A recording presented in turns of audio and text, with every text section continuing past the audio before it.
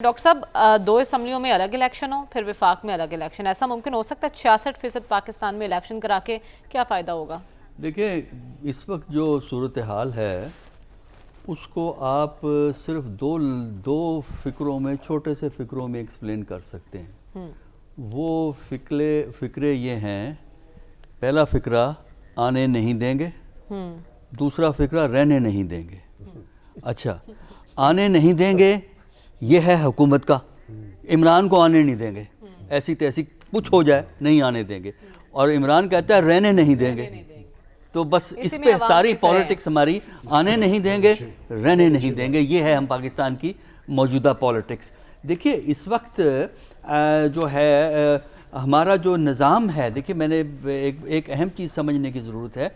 जो हमने care taker system बनाया है, दुनिया में सिर्फ एक मुल्क है जिसमें ये केयर टेकर सिस्टम है। कभी बांग्लादेश में हुआ करता था लेकिन वो ख़त्म हो गया 2015 में। जो केयर टेकर सिस्टम है वो इस अंदाज से बनाया गया है कि टोटल इलेक्शन इकट्ठे होंगे, इसलिए कि केयर टेकर में अगर आप कहते हैं न्यूट्रल गवर्नमेंट होगी तो फ़र्ज़ कीजिए 2 असेंबलियों में, पंजाब में और केपी में इलेक्शन होगा, यहाँ तो आप केयर टेकर बनाएंगे, फेडरल पे केयर टेकर नहीं बन सकेगा।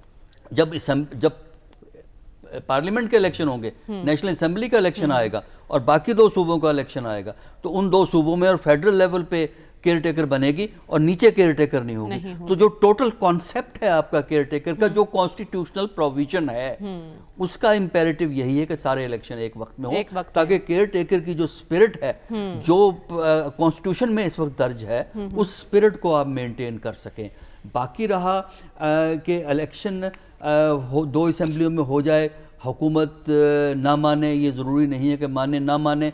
वजह उसकी ये होती है कि जो हुकूमत का सपोर्ट बेस नैरो होता है और जिस मुल्क में जमहूरी कदरों का लिहाज नहीं होता, वहाँ पे हुकूमतें चलती रहती हैं। अवाम उनके साथ हैं, इमाम उनसे तंग आए हुए हों, तब भी वो हुकूमतें चलाती हैं, क्योंकि जहाँ ये दोनों प्रॉब्लम होंगी, जमहूरियत कमज़ोर होगी और जो है मामलात जमहूरी कदरों के मुताबिक नहीं होंगे, वहाँ आपको अदारों से तहफ़्फ़ुज़ मदद लेनी पड़ती है। ठीक है। उसके बगैर हुकूमत, या तो अवाम की बुनियाद पे हुकूमत चलाएं या आप चलाएं अदारों की बुनियाद पे। हमारे यहाँ हुकूमतें अदारों की सपोर्ट से चलती हैं, लिहाजा ये नैरो बेस्ड हुकूमत चल सकती है, लेकिन उसका नतीजा ये होगा कि क्राइसिस इतना बढ़ जाएगा आपका मुल्क के अंदर कि जो थोड़ी बहुत ये उम्मीद लगाए बैठे हैं पीडीएम वाले कि हम 6 महीने में इक्तिसादी सूरत हाल बेहतर कर दें, उसका सवाल ही पैदा नहीं होता।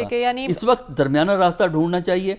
मेरे नज़दीक इनको चाहिए कि इलेक्शन पूरे मुल्क के अंदर मार्च अगर जल्दी है अप्रैल में करवा दें, मई में करवा दें, यानी आप कह रहे हैं कंप्रोमाइज फार्मूला टूल देते रहे इस मामले को, तो हालात फिर हुकूमत के लिए भी बिल्कुल साजगार नहीं रहेंगे।